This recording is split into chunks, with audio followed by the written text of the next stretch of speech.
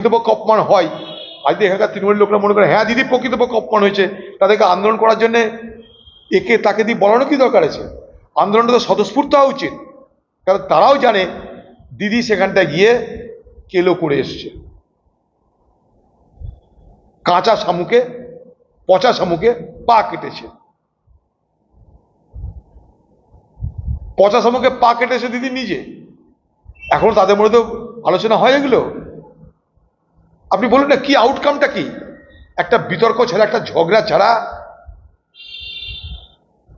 দিদির সফরের নির্যাসটা কি বলুন? দিদি লন্ডনে গেলেন, তার সফরের নির্যাসটা কি?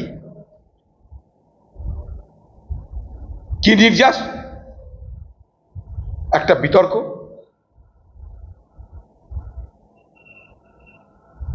একটা নাটক, কোথাও হাসাহাসি। দিদি নিজে নিজে ঢোল বাজাতে লেগে গেলেন। আমি যখনটায় পেয়েছি জীবনে তা পাইনি। এখন কাকে কি বোঝাবেন বলুন? মমতা ব্যানার্জির যোগ্যতা নিয়ে আমি এখন প্রশ্ন করছি না, কিন্তু সেই যোগ্যতা প্রকাশের ভঙ্গিমা নিয়ে প্রশ্ন করছি আমি।